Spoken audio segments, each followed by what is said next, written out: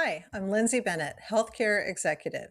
In today's video, I'm going to tell you about something that every single hospital, hospice, home health agency, rural health clinic, FQHC, and several other provider types has to file mandatorily in the US every year.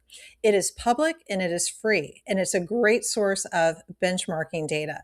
It is the Medicare Cost Report. And you're going to want to stick around towards the end of this video because I'm going to tell you why the cost report is not just a data submission, it is actually a multi-million-dollar strategy that hospitals use. And there's an entire consulting industry that is built around it. So we'll get into that and why.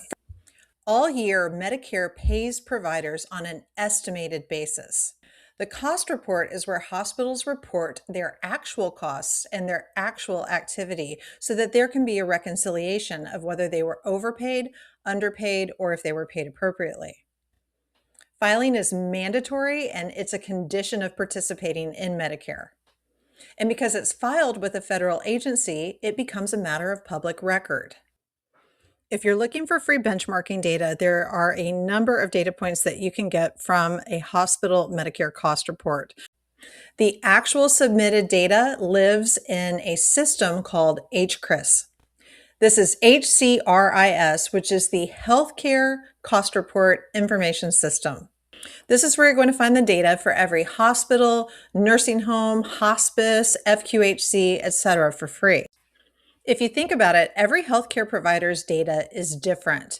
They all might have different accounts or they might classify things differently. So when we're putting together a cost report, what's happening is we are crosswalking the provider's financial and other data into a standardized format, which is what is going to allow the aggregation and comparison of data across different healthcare providers. Now, the HCRIS files are not the most user-friendly. You need to pull them together, add labels, do your calculations if you're trying to come up with benchmarks, etc. So another resource that's out there is the National Bureau of Economic Research, and they take those same files, and if I scroll down here, you can see that they've put them in a number of other formats that you can import and look at. And if you stick around to the end of this video, I have a free one-page summary of it at the end, and it will also tell you about some other ways that you can manipulate this data. Here's a tip. If you want a particular provider's actual cost report filing rather than just the structured data set, you can file a Freedom of Information Act request and get a copy of the filing from the Medicare Administrative Contractor. At the other end of the spectrum, you have sites like RAND, where if you register, you can get a data set for free, but if you want multiple data sets, then it costs money. So what you might want to do is, if you're going to be looking at more than one cost report, or you're going to be looking at this data for multiple organizations regularly, then you might want to build your own tool to extract the free data from HCRIS and make it into something usable. Here's the thing about the Medicare cost report that most people don't know, and this is why there's an entire consulting industry that's built around it, and why many hospitals choose to outsource their cost report, and why there are even certifications in this. And that's because what goes onto the cost report determines a hospital's eligibility for some large and consequential reimbursement programs. And those are things such as whether it is a disproportionate share hospital, a DISH hospital, which means that it serves a disproportionate share or a larger number of low-income patients. And things like that also factors into whether the hospital is eligible for the 340B drug discount program, which can also be worth millions of dollars to a hospital. Now, I'm not going to walk through the exact math or the DISH thresholds and things like that in this video, because you should go to the primary source and you should check that with CMS, because policy changes and this video is not, the place to go for that. But what I do want you to know is that the cost report is not just, reporting paperwork. It is a strategy, and how we categorize and classify things within that cost report can make the difference between millions of dollars a year. I'm going to touch on some of the cost report strategies that consultants and large healthcare providers use. And this is by no means a comprehensive list. This is just to give you an idea of how this impacts hospitals by millions of dollars potentially. The first one is the disproportionate patient percentage, or the DPP. And what this impacts is the DSH, or disproportionate share add-on payment.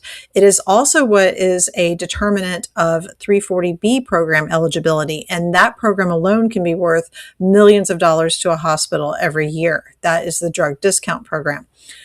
And some of the strategies that are used to increase that DPP number are running retroactive Medicaid eligibility on the population for the cost reporting period. So we might have better data. Medicaid eligibility, can move and change over time. It can be retroactive. So that may involve running reports to check all of those patients at a later date against the state Medicaid files in hopes of capturing more. Another one of the cost report instructions deals with how to treat mother and newborn days.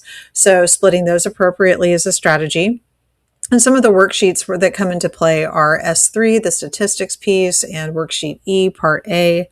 Another strategy has to do with uncompensated care documentation. And that is because you have the federal uncompensated care pool, which is a little bit different from the DPP, and it's not a component of determining 340B eligibility.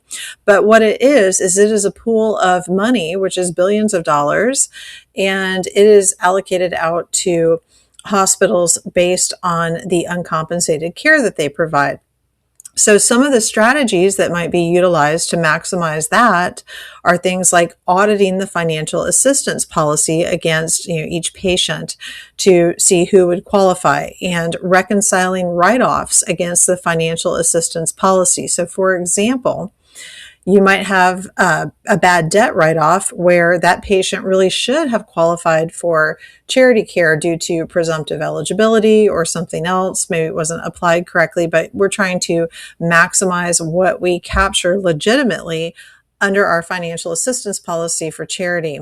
And one of the worksheets involved there is S10.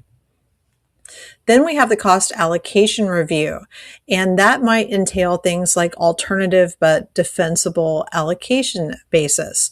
And that can involve things like reclassifying costs between cost centers before they flow into the different ratios that are involved in cost reporting. So these are things that impact the cost to charge ratio, and the cost to charge ratio ultimately impacts the inpatient reimbursement.